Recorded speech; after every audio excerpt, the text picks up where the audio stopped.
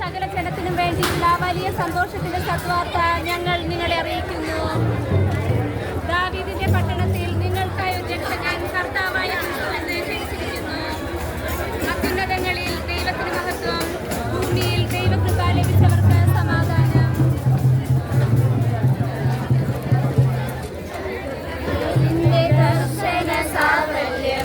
സർവലോകർക്കും